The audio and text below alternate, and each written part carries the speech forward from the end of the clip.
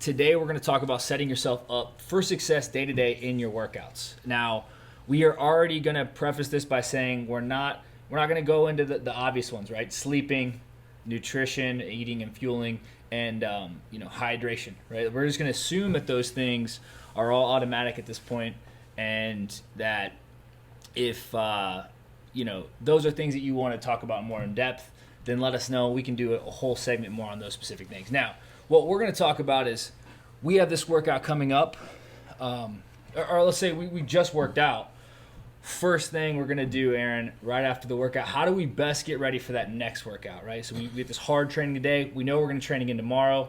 What do we do? Yeah. So, like, the end of the day, I think, there's really two ways to look at the end of that workout, and you kind of hit on both of them. It's, we're trying to recover from what we just did and also setting ourselves up for, whatever that next day is. So, I mean, if you just hit a really intense workout, like, you can't ignore that. You've got to, hit that. So that's what you see in the class a lot of the times, where we're doing, a few stretches, holding some positions that are, targeting, the major groups that we smashed on the day. But I think, starting to look at what, we're doing with the programming we're writing together is really looking at, like, how do you prepare for that next day, and really looking at that, hey, what are we going to be doing next? So if we squatted today, we know we're pressing tomorrow. What are we doing to kind of prep that? Yeah. So first thing, like, best thing to do as far as starting recovery is just to keep moving, right? Yep. Just hit a huge leg day. Going and sitting is the worst thing you can do. Always love walking. It's like, make sure you hit that walk. Okay, hit that walk. I did maybe some foam rolling or did some static stretching, right? Now I'm looking at, like, let's just say later in the day, though, like, do I need to know what's coming up tomorrow, right? Is that the important next step? Yeah, I think right away, like, even if you're not worried about the next day, specifically, like you said, getting out and just moving in general. Like, the more we can move, the more benefit we're going to get from that. So when we're saying move, it doesn't mean go do a second workout, go do something crazy. Yeah. This is like as low intensity, low impact as you can possibly get. Like, literally just taking a 20-minute walk. Walk, bike, row. One of the best self-regulators I have for that is just breathe in and out your nose. And as long as you never have to breathe in or out your mouth, like, you're doing a good amount of recovery. So, like, there's not really there's not necessarily too much walking you can do. I do believe that. Now, maybe like rowing and biking for just sitting on that bike, but I don't think there's too much walking you do. If you feel like walking, go walk. So getting that helps flush the system, kind of promotes the body to say, hey, I need to keep moving, right? I need to do something. I need to be prepared to do something else. So let's go ahead and get things moving forward on that recovery. So recovering from specific movements. Now, there's a couple things that I think that I'm glad that now we have time for in the class, which is stretching. And I think that it is super important to kind of define that and what the goal of that stretch is. So one of the big things, like, we do a lot of pressing and rotating of the shoulder, and even pulling. I think we do a pretty good balance of pushing and pulling in the class. But say you do start biasing stuff and you want to bench press. Bench press is a big one for me. I think about it because I do like to bench. And even dips, right? And then the overhead position potentially getting stiff if you don't have that balance. So one of the things you kind of counteracting that is, like, if we're hitting that bench position, is hitting those static stretches to open up these positions. And again, the key is that isometric, right? Like, trying to make sure that we're on tension. Yep. We're actually holding a position. If we're doing, like, the lat stretch and we're working on literally just getting the lat overhead and into that, it's not a passive position, correct? Oh, yeah, no, I think, and that's, I think a lot of people's issue with stretching is they think of it as this passive thing. It's something you're actively, engaging with. So, if you've been doing a lot of the banded stretches with me at, like, the end of the class, and I'm telling you to, like, contract and relax into that lat stretch where, once you're in it and you're comfortable, if you can really work on pulling that shoulder back and down and, getting that, that would be a great one, getting the shoulder in a good position, getting it under some load, but that's not going to fatigue it for whatever, we're preparing for, yeah, or recovering. So recovery, yes. Yeah. So that would be recovery. It's like, hey, we're gonna hold things really long. But another thing too is like those aren't things that we necessarily do like right before the workout. Like some of the stuff, sure, we want to try to really focus more on moving before the workout. Those isometrics holds right before the workout can be problematic if you overdo it. I still like some isometric band work, but even then it's on tension and I'm flexing and I'm only doing it to feel what I want to feel and then I'm done. Right.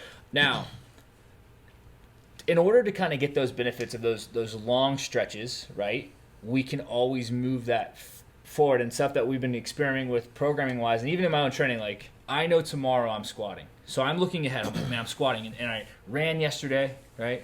Legs, hip flexors are feeling a little tight. And so today I'm like, wow, okay, what do I need to do? Because I'm going to squat tomorrow. If I do nothing, well, I'll be more prepared as if I do something today. And we all know we need to do something. And right. So thinking ahead. So today is like I'm going to hit that anterior part of the hip, whether that's doing like the couch stretch or, you know, I'm going to just do some lunges or whatever. Right. And be prepared for tomorrow because tomorrow I don't want to do those big stretches before I squat. Yeah, no, you definitely don't want to put like those long like that like long static stretch at the beginning of the workout. Like that's like it's actually been shown to like reduce power output. Like, right, and strength, away, yeah. Right. Yep.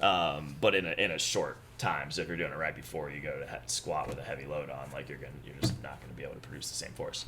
But doing it at the end of the workout really does help. You know, there's that down regulation effect that happens with it. You get that, you know, kind of parasympathetic. Yeah, that's when you can just really sink into it though. Yeah, so that is where you can get a little passive in positions, kind of work more on the joint itself, kind of hang out a little bit. Yeah. Like you know, reset the joint in a good position. Get it just under relax. A little bit basically, you're literally just trying to down regulate. So walking helps down regulate, brings the heart rate back down, and now you're gonna sit in the pigeon pose and open up that hip after a long squat day, or even just a high volume squat day, and then later in the day, you're getting ready for the next workout, and that's the thing we're trying to add here is like the big takeaway today is like we want to recover from that first workout by doing the things. We're gonna bring the heart rate down, we're gonna down regulate by just relaxing into positions. And then the next thing we could do is think, what do we need to do tomorrow? Right. And then get ready for it. Yeah, and it's going to be, I think interesting how to add that on top, right? Because now you are, getting in that mindset of preparing for that next day. And I think that's, moving and getting, taking care of what just happened, but having that like plan ahead is going to be that kind of next level for people where they can really, look at what they need to be doing to do that. Yeah, everybody's a little different. It may be something we play around with in the class though, even just like from a cool down. I'll start just noting to coaches like, hey, also prepare for tomorrow. Yeah, and just play around with it because I think that's something that I've noticed for my personally that's helped me keep my shoulders. I'm doing a lot of benching right now and bodybuilding stuff. Yeah, so it's like I'm doing these presses. This really is an idea that came from just you being a couple weeks ahead of what we're writing right now, and trying maybe just like give them an idea of what you're doing. Like, because I like the one with the ski erg and the overhead presses the other day. Like I thought that worked really well for prepping for. It was that was a cool down day. So so the day was like, I think I was hitting high volume, like 5 to 7 reps, heavy bench press. Then I did some dips. I did some strict pull-ups. And so I was pretty blown up. No, I did strict dips and rows with the dumbbell, but it was 12s and 12s, and I pushed the sets. And so rolling into that, I just can feel how tight I start getting compressed. The shoulders start pulling forward. The chest is kind of down. I can feel that thoracic spine really giving up. And that's where I'm like, hey, I got to do something to open up. So I wrote one where it's like, focusing on ski erg, but doing things at a very easy pace. I'm just trying to open up the lats. If I pushed it right now, I could potentially hurt myself. Really, like that's how fatigued everything is. But that reaching tall and just driving down.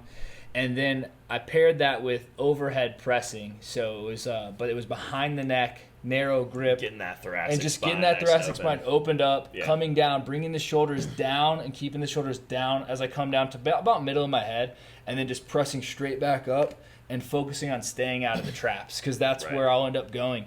And I did that and did some walks, kept the intensity relatively low. It was 12 minutes on the clock. ski calories. But at 0 and on the minute, I did 8 presses smooth with a pause and a farmer's walk with one arm. And it was light, one arm down, one arm back, you know. Yeah. And that, I ended up doing like 100 calories, though, even just moving smooth. Like, it just felt, I started opening up, thoracic spine started opening up, and I got to kind of push it a little bit. Yeah. But that really did help me. Like, I felt like leaving the gym that day, I was like, wow, I don't feel like I benched. Whereas if I just went home, man, my neck, dude, I'll get like weird jaw cramps, like under my neck, and like it like pulls my mouth down as I'm talking. I'm like, man, the hell is that? Oh yeah, I've been benching again, and it's like that's terrible. Right. But that's also poor form on the bench. That's not keeping the shoulder blades back and down, and it's when I go too heavy too fast. So that's the quality you're trying to train with that behind the neck press, exactly. Right? Yeah, so trying to correct that. Looking at what you felt in the workout, dealing with that, still recovering, but then you also had to prepare for the next day. I forget what you did to finish that day. It was like super minimal on the GHD, like some reverse hypers, a couple of glute ham raises, and right, because I had a day off. Yeah, so like I just finished with back hip or back extend or no, they were glute ham raises on the GHD, and then reverse hyper, and I think it was just 2 sets of 15 on both, or 2 sets of 10 on both. No, 10 on the GHR and then 15 on the reverse hyper. And that was it. Yeah. Just 2 sets, opened everything up, and that just kind of like made me feel good going into the next day, knowing like, okay, tomorrow, I've been able to kind of push things out like that and think about it, like look at more of like what am I fatiguing, and then doing small accessory work the next day on whatever I just did as like a recovery day, so it's like big press or mostly on squats though, mostly lower body. So like big squats today, I might go run the next day or do something else lower body, but more as a recovery piece. So thinking about that recovery the next day, because I'm not going to go hard again for another day or two. So I mean, right away you're already thinking about like the week, right? Tomorrow's an active recovery day. I think I've always struggled with that because I tend to active recovery, right? I think everybody said, hey, I'm coming to have an active recovery day. They go and they end up doing more volume and doing more than they would do on an actual day. Define an active recovery day. Like, what are you doing on that day specifically? And what is that? How does that differ from how does that prepare you for that following day? Yeah, so a big thing like active recovery days, man, it should be it's not only like, especially if you're training hard, like any of you guys that like take it like super serious, you're doing class, man, you're coming in getting after it, like you're ready for a mental break just as much as a physical break. 3 days is like max in a row. Right. Unless you start training at lower intensity, which isn't the class. The class isn't necessarily designed. You could do it, you just need to make sure at least one of those days you're going easy. It's designed for like 3 days and a rest day and a couple days. So on that recovery day, though, like first off, you're moving. And depending on how serious you're taking your active recovery day, that could be the one thing you do. So let's just say minimum, you're walking. Right. And I do walks. We do nightly walks around my neighborhood after dinner as a family. It's just something like it's quiet. Got my little flashlight. They got their little reflectors on. And right. Just walking, that's like one of the main things I could do. Like if I've got to do anything, whether that's overhead pressing, need the hips to be opened up there, need the thoracic spine to be moving, need that shoulder extension, got to squat the next day, that's the minimum thing I'm going to do. And I try to do that at least once a day, if not multiple times a day, just walking. It's about a mile. Yeah. So that's like minimum. So the next step, right? Level. So the next step. Then it's thinking about what I just did. I do try to focus. I think my thought process is always make sure I handle any major issues that I had that day before I even focus on the future. So, I'll be like, man, my hip just feels really tight. I'll work on the external and internal rotation stuff, like the windshield wipers on the floor, and be like, all right, I need to kind of hammer this a little bit more. So I'll get out. If I don't have a band, I'll just do the couch stretch. I'll do some different turns and twists. I'll hit that really hard and just be like, okay, I feel better. The hip feels better. Do some air squats. That's not going to be perfect, but I've made enough change where I'm like, all right, good. The next step is what am I going to do tomorrow? What is my big struggle area? So even like just sitting here, I want to lean on this fucking thing. Immediately. I'm like, oh, I need to stand and like pull my shoulders back. That's what I try to do. I've been running here recently.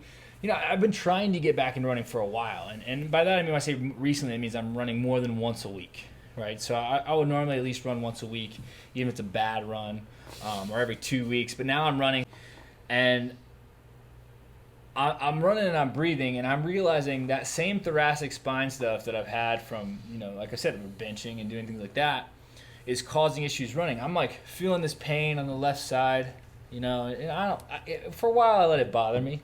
You're like, slow down, you're old now, you're getting old, right? Like, don't go so hard, man. Your heart rate goes so high. But then there's that other part of me that's like still there. He still has a little flicker. He's like, don't be a bitch. Like, keep running. Push it. Push it a little bit. And so all I'm doing is like, I'm actually controlling my breath, but my heart rate does feel high. But then I realized as I'm doing it, my heart rate was high, but that's not what I was feeling was like my heart on my left side. And until I pushed it, I didn't really figure it out. But I was breathing into it, and I could feel it expanding. And it was just like my thoracic spine is so pulled forward. Yep. The pain is coming from behind and just like radiating around. So about to pop that first. Yeah, so I just started running. I was like, well, just keep running, keep your chest up, and just keep breathing into it. And I started working some intervals. But that was one thing. It's like working on it. So like now I have to work on that consistently. So that's my big thing. So the first thing I hit, as far as like after hitting whatever I've recovered from, is like what has been really my crux, which is that, And that's either by attacking the mobility piece of it, right? Or that's actually, or you're actually going to look at, doing movements and things like that to like improve it. Yeah, no, I think, if now that you said it like that, and I can't remember specifically what you said, but, if I'm looking at just like, any given day, what am I doing from a recovery standpoint? Like, what am I focusing on? Like, I'm definitely doing something low intensity movement just to get blood flowing. I'm going to have like those big nagging general things that I know are always an issue. Like for me right now, like my adductors and my hamstrings being so damn tight and pulling on the knee a little bit. And then I'm going to sprinkle in that last little piece, which is going to be like, what am I doing tomorrow? Like general, super general body movement, down regulation just by breathing and walking, to specifically what happened that day as far as like whatever you're recovering from, to what is just your nagging issue that always is bugging you. Hit that one, because that's something that is a little more precise to what's causing your issue. Right. And then finally, it's like, okay, I've hit all of those things in one day. Now I can go ahead and work on what's tomorrow, right? Right. So tomorrow is squatting. Maybe I'm going to hit the hips or whatever it is. But thinking about tomorrow. So when you think about, Aaron, tomorrow's training, examples do work better. So say you're going to snatch or overhead squat. And actually, no, for you it's jerk. So you lock out on the jerk's a little tough. You're jerking tomorrow. You're doing the split jerk, and you're going to maybe hit some narrow grip overhead squats afterwards. What do you need to do today to be ready for tomorrow?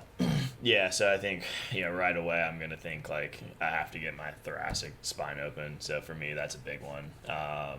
And, starting off, I'm probably just going to try to get that thing to break open. And I know just how I normally do it. It's active hang from the pull-up bar, really focusing on pulling that rib cage down. I can get that, like, one little top end just to pop open just a little bit. And then I just get some soft foam rolling, kind of intermittently between 2 or 3 of those hangs. And then I really think about like trying to get that upper back active. So whether that's like some banded Ys and some banded work with those blue TheraBands, those have been great. Like having those in the gym, like I'm hammering those every day. Any of that like rotational and pulling stuff.